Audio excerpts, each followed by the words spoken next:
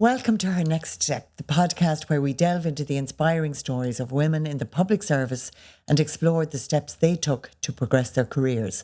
I'm your host, Lily Murphy, and today we have a special episode dedicated to reflections.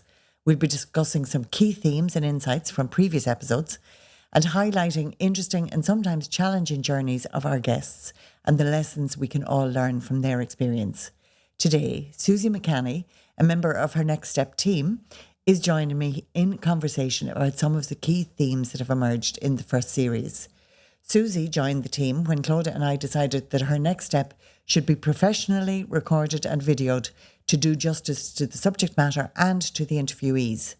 Susie McCanny runs a content creation company creating videos and visual media for businesses and is based in Sligo. Her company is Verver Visual Limited. Check out her website for information about how you could work with her. She's an extraordinary. Having recorded and edited all the podcasts, Susie is intimately connected to the stories of the interviewees, and therefore I expect our conversation will be very rich. Thank you, Lily, for welcoming us back to the show. I just want to take a moment to acknowledge the incredible work you've done in creating this podcast. Your dedication to sharing the stories of remarkable women in the public service is truly inspiring. Through this platform, you're making a difference in the lives of viewers, helping them find their way forward to their next step. Your commitment to empowering others is commendable, and I'm really grateful to be part of this journey. What prompted you to do this podcast about women in the public service?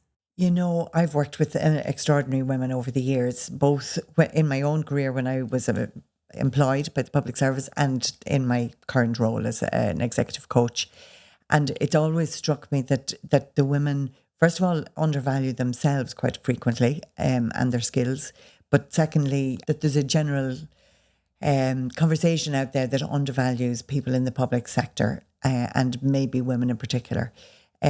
So I suppose it was partly prompted by the desire to have women tell their own story and hear themselves and understand the often challenging steps that they've taken. But also, I suppose I felt it would be important to inspire young women who may be considering career options and, wanting them to think public service as a really valuable and interesting place to pursue a career. I suppose just generally, I believe very firmly that women need role models in order to know what's possible for them.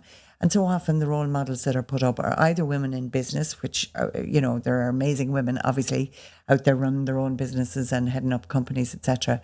But there are amazing women who are driven by a desire to make a significant contribution to their organisations, to their professions and to the public, and who do so in very quiet ways often. And often they're not following a career path that's taken them into more and more senior management.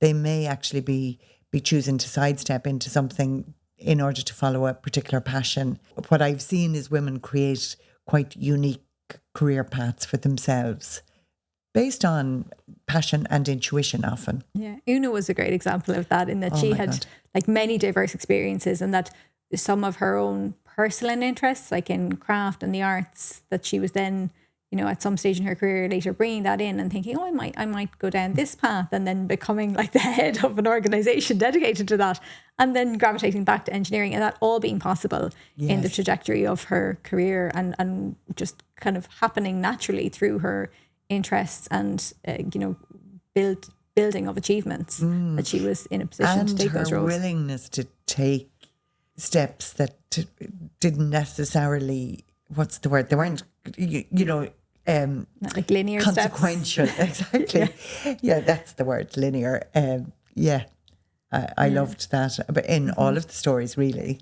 But in a sense, it was because it was true to her personality and her interest, and you could see that it makes so much sense when she says it. But if you were looking at, her LinkedIn or something like that, you'd be like, oh, that's an unusual, next step. Yeah. But it totally makes sense when you hear her and talk to her. Yeah, you mentioned about some of the others there, and like the roles that are available within the public service. Like I wouldn't have known the breadth of roles and, the different elements that they could bring in from previous kind of corporate work or different college experiences, or, now the availability of apprenticeship learnings to get into those.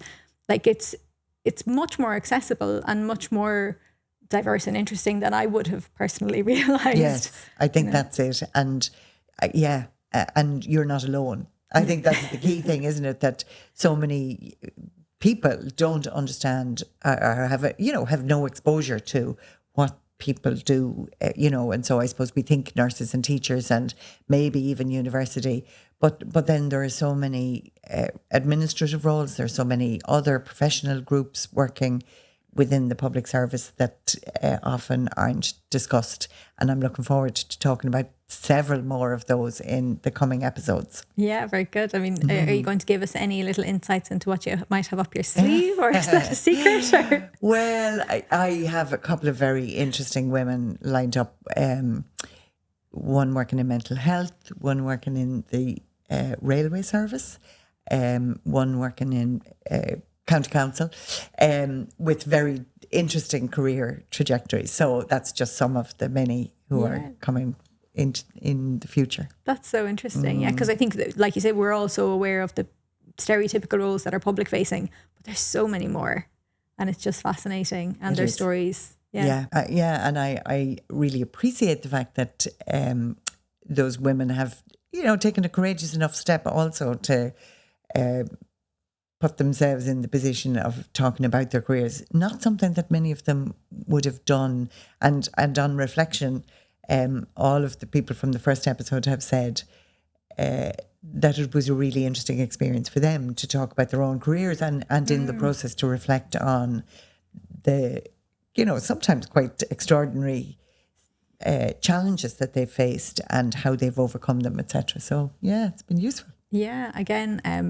was it like Catherine who just had, all these different, a different perspective coming from like a remote island and making a very deliberate decision to join the public service, so sometimes it's almost like we're afraid to say I chose a job because it was permanent and pensionable, but it's actually a very rational, sensible decision to make. And in her case, she and her husband were both facing potential redundancies, etc., given the circumstances at the time. So that one of them had to make that decision, and she did. And, very clearly took a cut in salary and reduced her status. But that hasn't stopped her proceeded to fulfill her ambitions in lots of other roles. And I think, as she said, in that she approached that, reduction in salary and everything as like, this is temporary. This is my new plan, and this is the first stepping stone of that, and just tackling it head on from there. And what are you noticing about the critical steps women have taken to progress their careers? I suppose what's most interesting for me is that most people were prompted. So, apart from their kind of original decision to follow whatever career path they did, Edel was encouraged to go for the charge nurse role by a colleague. Jean was encouraged by a colleague to think about a planning role. Una, in her most recent role, a friend saw the job advertised and suggested it to her. And I think that's just very common amongst women, that they maybe haven't seen their own potential, or even understood the full breadth of what they're capable of until somebody else prompts them. So that I think is interesting both for women, but it's also interesting for all of us who have women in our lives, friends, colleagues, sisters, that being able to kind of reflect back to somebody, here's something that you might be interested in, I think is really useful. It's happened to me also in my career. They all talked about it as a friend told me. Yes. And they also then, in other words, said the importance of networking. And I think, the perception, which they also addressed, being, networking being this, specific thing that you go and do. And it's kind of almost like this dirty word of like, falsifying, hello, I'm, this is my pitch of who I am. But really that it's actually more about becoming friends with people, just getting out there and talking to people normally. And then it's not, you don't then, compartmentalize those relationships as somebody I networked with. They're your friends. And those friends are thinking of you when they're seeing roles coming up. And all of those situations were people that they were saying, my friend told me. It wasn't, this is somebody I networked with, but they have actively sought those networking opportunities. Yeah, and it's actually a skill that women have. It's undervalued. It's something that they do a lot of women do very naturally. They connect with people. They understand what who their children are, when their birthdays are. And, it's about building relationships.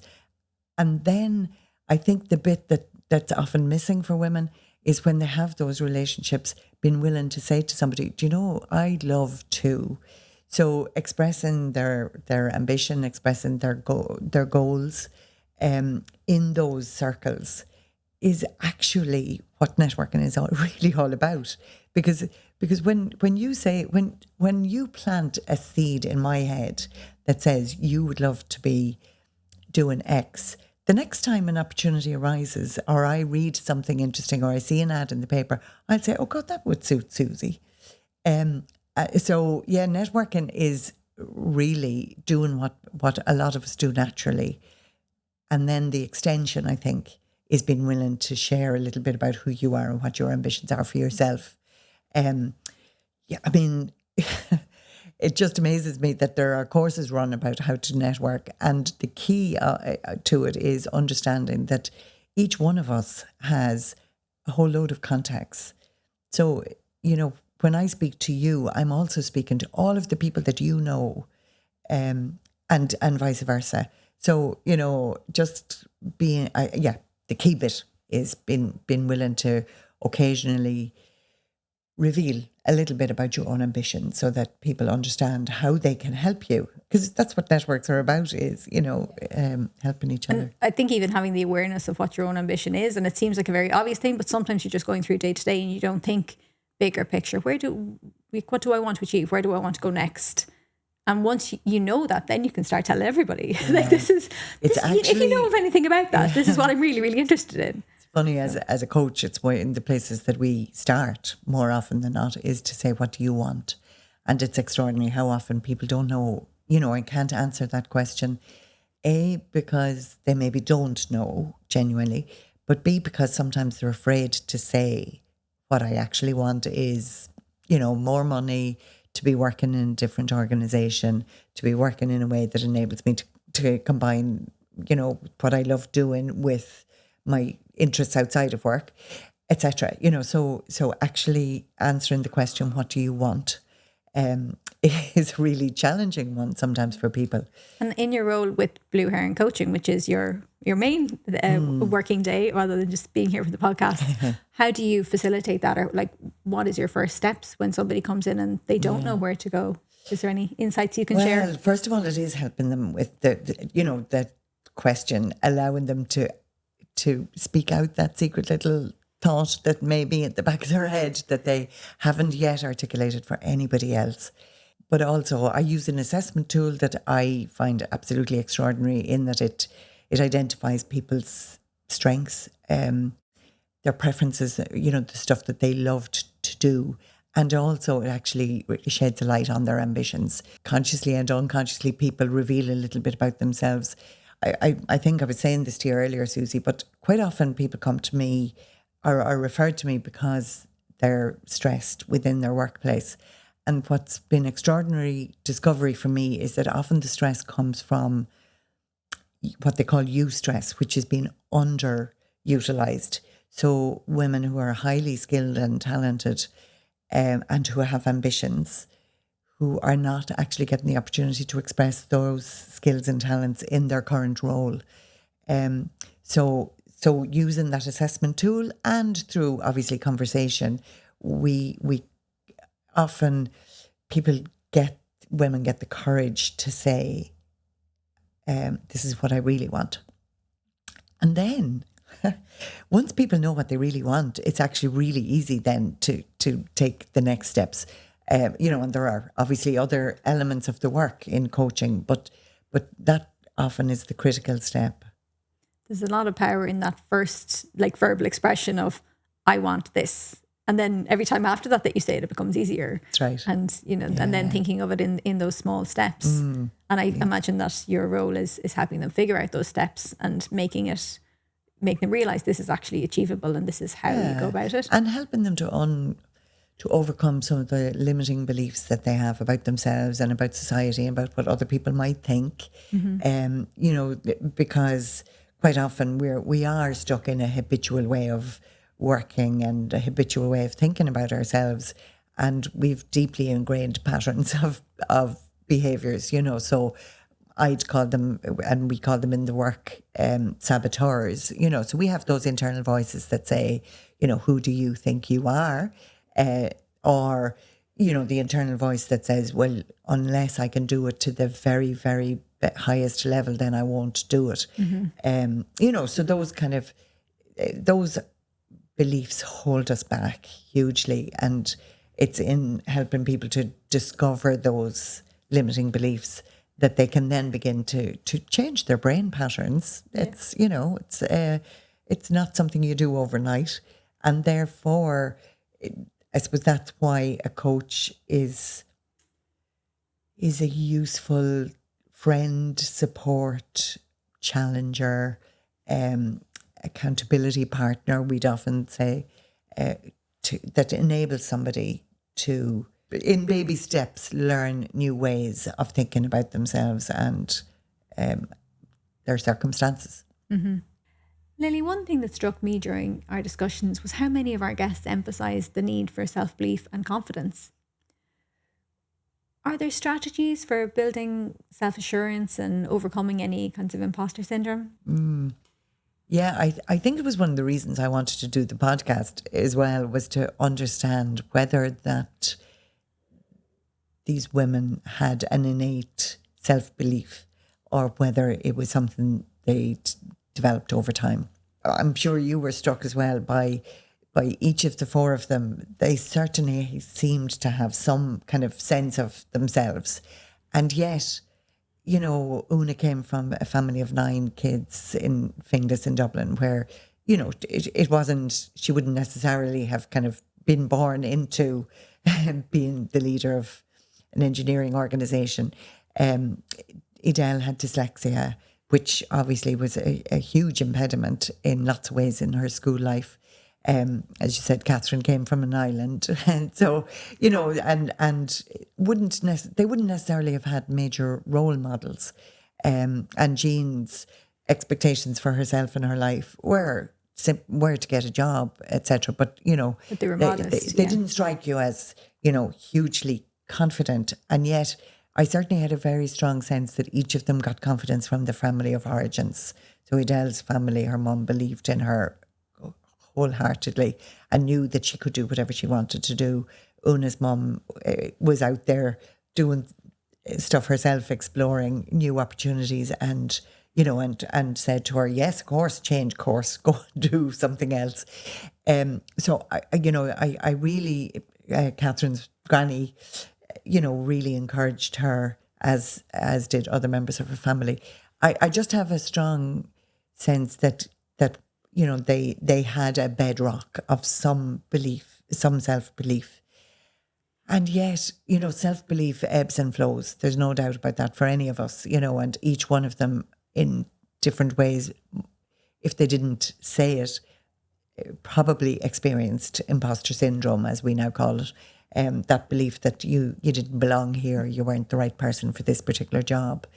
And I think the things that helped them to develop that confidence was, you know, taking a small next step. First of all, you know, putting their toe in the water, putting their hand up to say, I'm ready and I'm able for something. I'm not sure whether I can do it. I was really struck that all of them looked for help. All of them, you know, had mentors or coaches or people that they spoke to, that, you know, Una particularly spoke about all of the people, the mentors throughout her career, and she didn't shy away from asking for help. You know, I think so often our confidence gets undermined because we believe that we should somehow be able to know how to do a new job, even though we've never been in that role before. And it takes a certain confidence to say, you know, is there some training that I need to do? What's available to help me? You know, what have other people done in this role? Those are kind of key things for me, is one, having your own foundation of self-belief, and secondly, being willing to actually, ask. Just simply say, look, I don't know how to do this. What do I need to do? What do I need to learn? And, I think back to any of us learning to drive, we didn't know how to do it. We may have imagined we did. And they talk about unconscious incompetence. It's when we don't know what we don't know. Yeah. And often kids think, oh, I could drive that car, until they're left sitting behind the wheel, and then they actually have to drive it.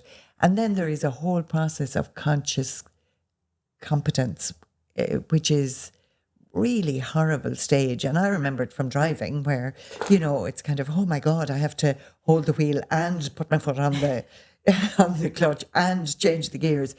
So we all go through that when we're learning new jobs, that stage of conscious competence where we're not really sure, we're learning, where it feels clunky and awkward, and we think we'll never get to a point where it'll come naturally.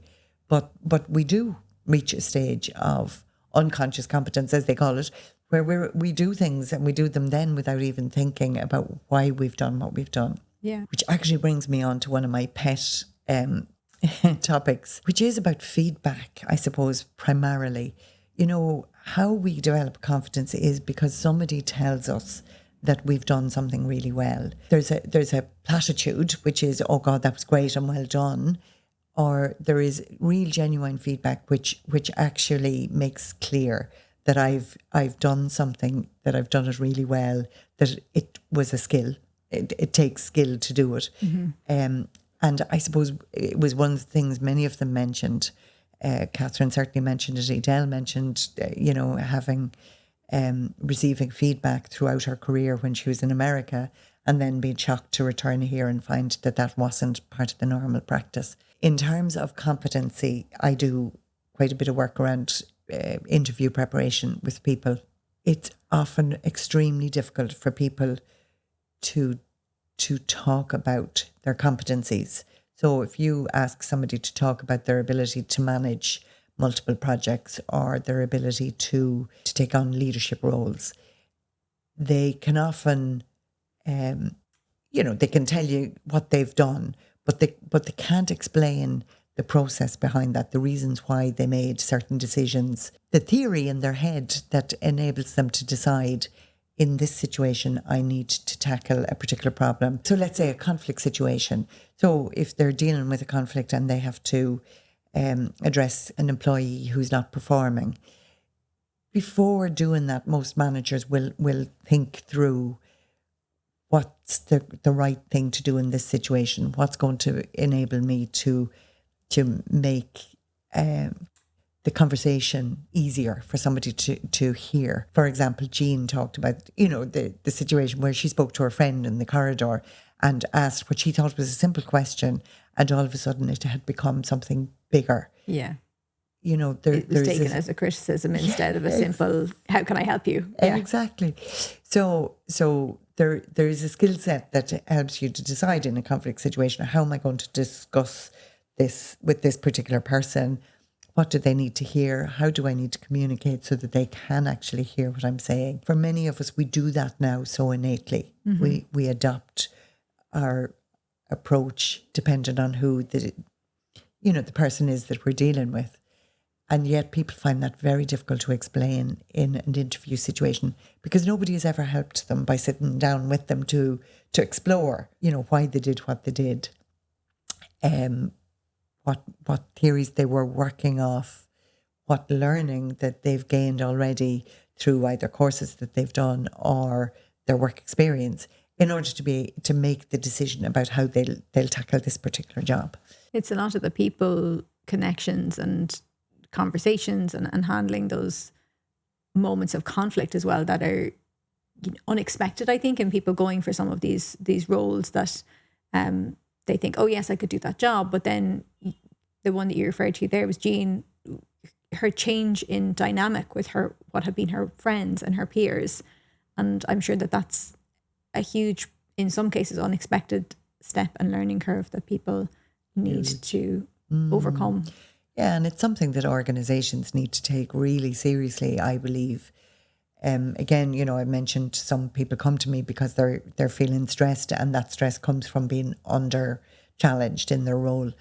Others come because they're dealing with what you've just described. The change from being a friend and a peer to now being a manager, and the different expectations that brings, both from an organizational perspective in terms of the deliverables, but also the sense that your peers now think that you're still that you're their friend, and therefore, you're going to make things smoother for them, perhaps, or whatever. Yeah. So, and Edel talked about, the just that there is a significant role change when you're now the manager, and organizations, I believe, really need to put a lot of work and effort into supporting people through that transition. I think Edel mentioned about having a transition point where she became part of a management team. That's right. Rather than, just being, bereft of all her friends and now right. isolated. That it was a move rather than just in position, but also a move in team. And then she had a support network. And whether or not that is available within other organizations when you move up, and is there the people that are on your same kind of new platform, or are you alone? Yes. Yeah. So there is often a sense of isolation for people at that point in their career where they make a transition. And as we've said before, it's incumbent on them to know that it's okay not to know everything, to ask for help. But I actually believe it's also incumbent on organizations to ensure that that transition is smoother, and that people are supported through that kind of awful conscious competence stage. Are the women you've interviewed very ambitious? If so, what do you think is driving their ambition? I still think ambition used in the same sentence with women is a bit of a dirty word. Somehow we've conflated ambitious women with women who are hard, bossy, not maternal. I think they would be maybe reluctant to describe themselves as ambitious, but I see them as being ambitious for themselves and their careers, and expressing themselves fully in the world. I see them as being ambitious to have fulfilling careers, obviously to earn sufficient money to support themselves and their families, to have the lifestyles that they want. In almost all cases that we've discussed here, Jean, Catherine, Edel and Una, ambitious to make something better for others. I would love to see us change that word somehow and see it as a gift, the gift of ambition, and really enable women to embrace it. And I think we're doing that, to some degree in this country, much more openly. But so, are they ambitious? Yes, I would think so. Yeah, I'm just curious, even myself, how difficult it is to attach that label to a woman. Mm-hmm. I think sometimes there's other phrases that we use more easily, like, oh, she's a real go-getter. Yes. Or, oh, she's a powerhouse. There's other phrases that mean the same thing, but they're easier to say because we have these negative connotations to do with ambition. And often that kind of comes with the ruthlessness that not one of your beautiful, lovely guests, exhibited. They were so altruistic in their motives, as well as just wanting success for themselves and pushing forward. But, so often it was about making the place where they were working better. And having said that, if you are ambitious, it does demand that you are clear about your goals. It does demand that you make difficult decisions sometimes about where you'll spend your time and your energy. It does demand that you're willing to put yourself forward, compete. I was reading some interesting studies about ambition and about women. More and more, they're saying that if young women are taught are encouraged to engage in competitive sports, they're more likely to be ambitious in their careers. But that not alone in competitive sports, but if they're encouraged to take part in drama or be involved in voluntary organisations, that, you know, there are opportunities for them to express more of who they are, to hear themselves speak, to maybe complete for the part in the play, you know, but be willing to kind of identify their own skill set and be proud of the skills that they have, and then use those to best effect. I think when you think of our interviewees, in order to pursue their ambition for education, in particular, if you think of Jean and Edel, they needed the support of others. They needed the support of their husbands. They needed the support of family. They needed their childminders, their cleaner. In order to be ambitious and to pursue a dream, you do also, I suppose, support other people in their careers, because you're offering other people the opportunity to do stuff that they want to do, and, you know, and finance and paying them for that, you know. So but I think also, you know, let's be honest, in this world, as particularly for women who are mothers, there is an additional burden of expressing ambition. And, you know, the question mark is there always about, well, you know, what about family? And I was amazed, actually, when after Jean's interview, I went home and I thought, oh my God, I asked Jean, did she have second thoughts about going to Dublin, for example, because it meant she was leaving her children. And I was really quite ashamed of myself, you know, I for asking that question. And I was really conscious that I wouldn't have asked it of a man. Yes.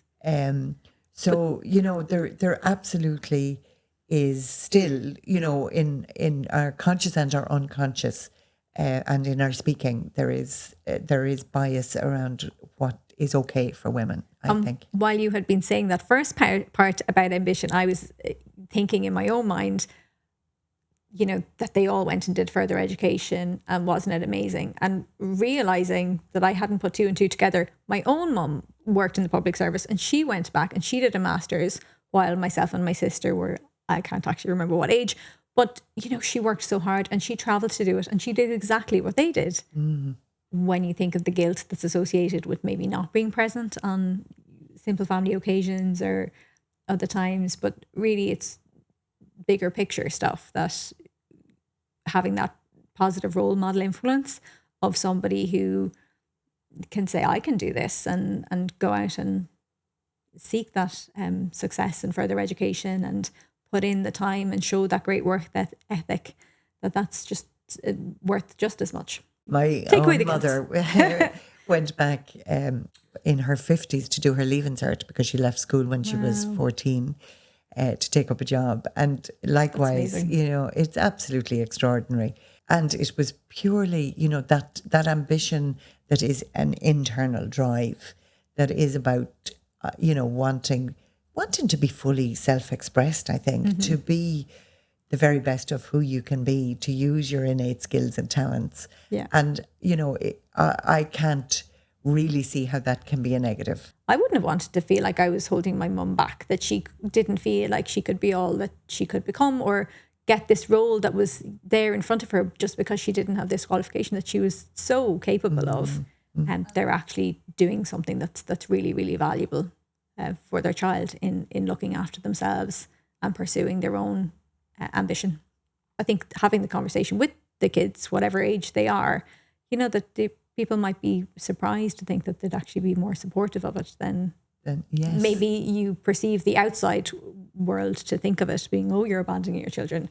Children actually don't feel that way. They're happy, you know. I know, and both Edel and Jean talked about the importance of that other influence in their children's lives, the childminder who loved their children and who had the capacity to contribute to their children's lives. So there is, that I think is a really important lesson for us all to hear. They did also talk about, you know, when they were with their children, being really present, you know, so it wasn't that they let it be completely all consuming, that they had that mental divider of, and now I'm spending this valuable family time, and this is, you know, this allocation, and I'm going to dedicate that. Yeah. So I do think that is important to, obviously, not to just throw the kids in the bush and off you go.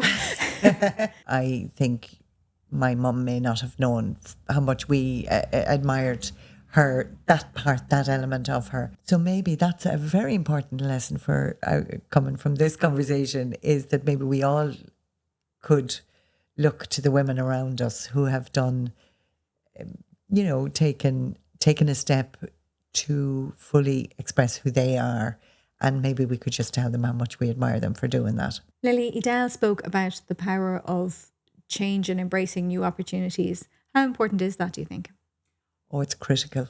And I think each one of them in different ways identified that. I suppose what was really striking was people putting their hand up to do something, or, putting their hand up for a new opportunity, even if they didn't fully believe it, even if they weren't quite ready. I was really struck by Una's decision to try to bring something to Waterford City, the glass exhibition, because she saw a possibility there. And so she made a proposal to the organisation, or to the council, that might be a possibility. Edel put her hand up for promotion and then was turned down. But I think she said something very telling then. She said, because you've put your hand up, people begin to think about you as somebody who has further ambitions. I'm not quoting her directly, obviously, but there is something about being willing to step forward for promotional opportunity, say yes to a project. Catherine talked about, Jean talked about saying yes to that opportunity to go for further training. That is absolutely critical, because as long as you sit in your comfortable job doing what you're doing, and in many cases complaining about it because it's boring or it's no longer stimulating, whatever, nobody knows that you have an ambition to do something more than that. Yeah. I think it's absolutely critical. I remember one of my huge learnings in the HSE many, many years ago was when a position came up within the ambulance service. There was a change and they were introducing a management grade. At the time, a woman whom I loved dearly said she wouldn't go for the job because she felt there were constraints around home life, constraints in a number of different areas. Mm-hmm. And she felt actually if she let the men do it first, if the women, let the men go for the jobs first, then they'd kind of get a feel for what the jobs were going to be. And I remember being outraged at the time, because her husband had clearly said that he was, and demonstrated that he was willing to share the family responsibilities. But secondly, because the women were not stepping up to take on roles, they were going to let the men carve them out in a particular way. And inevitably, those jobs would be carved out in a way that would no longer be suitable for women. Yeah. It is it is one of my greatest achievements that she did go for that job and topped the panel.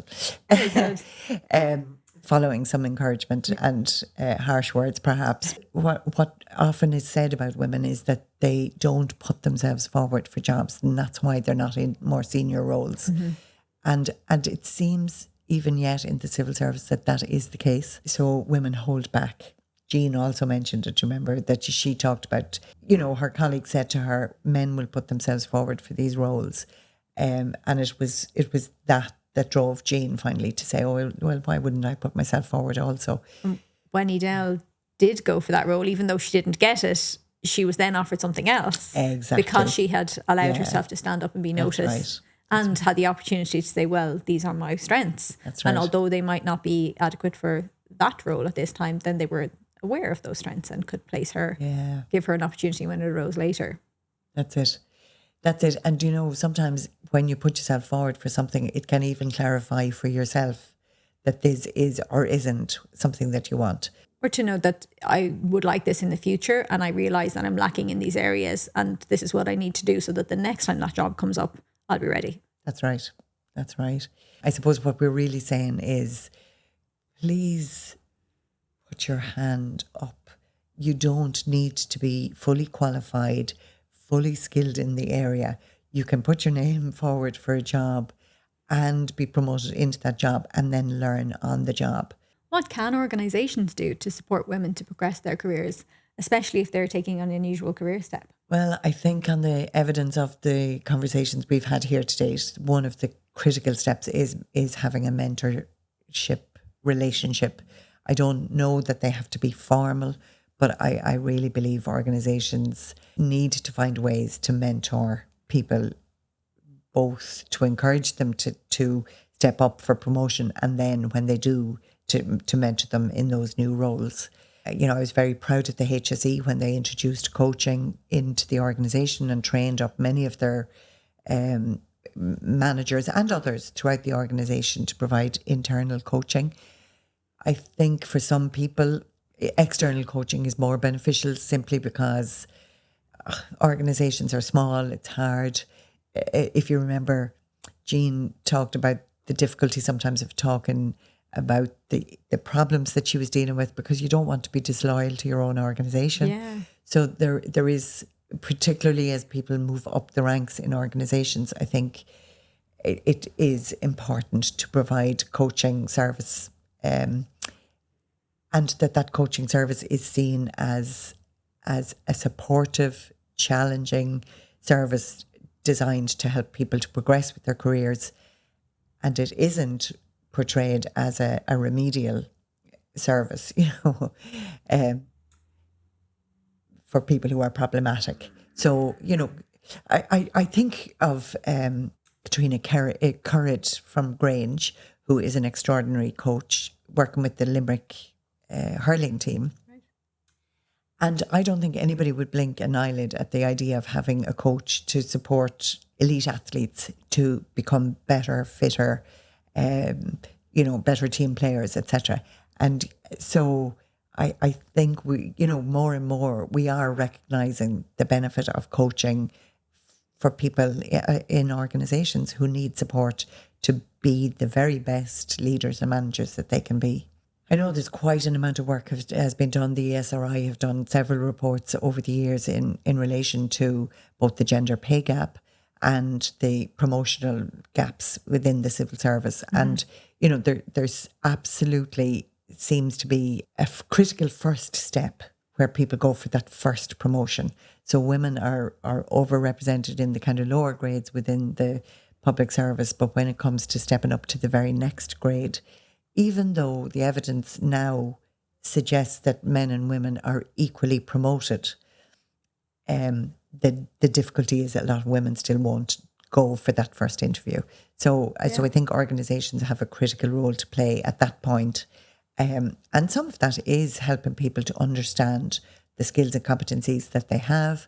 And that is achieved through giving people regular feedback that's targeted feedback, targeted at the competencies, and helping people to understand what those competencies are.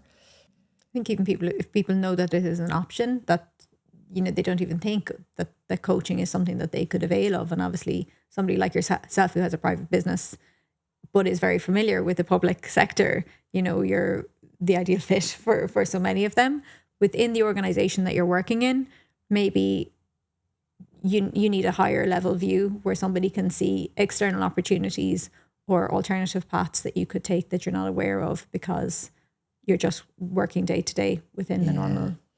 Yeah, and I suppose that point reminds me, there is a tendency with women in organisations to become more emotionally involved and to respond emotionally to situations. That can be a real challenge. And I suppose what part of the work I do is helping people to develop what we call mental fitness or positive intelligence, where they learn to kind of detach somewhat, as you've just described, from the emotion of situations and take a broader perspective, understand more clearly what's at play in difficult situations, so that they, can make clearer decisions for themselves about what's right for them at a particular time. But they can also communicate more effectively with the people around them without the emotional attachment. Yeah. And before we conclude, Your ability to distill the wisdom and experiences of our guests has been truly remarkable. It's through your guidance and facilitation that we've been able to uncover invaluable insights and lessons. I can't wait for the next series of Her Next Step, where we'll have even more inspiring episodes and stories to share. Thank you again, Lily, and I look forward to continuing this incredible journey with you. Oh, well, what a find, Susie. It's been lovely to have you as part of the Her Next Step team. And thanks to all of our listeners for joining us on this journey of empowerment and growth for women. Stay tuned for some more inspiring conversations with ordinary women making their mark on the public service. I'm Lily Murphy, and I'm left wondering, what will be your next step? If you've enjoyed today's show, do like and share the podcast. If you'd like to hear more interviews with smart, ambitious, passionate women in the public service, you can listen to us wherever you get your podcasts. We welcome positive feedback and suggestions for future guests you'd like to hear from. Meantime, goodbye from me, Lily Murphy, and all the team at Her Next Step. Remember to look for the stepping stone that will support your next step, or consider how you could be the stepping stone for somebody else.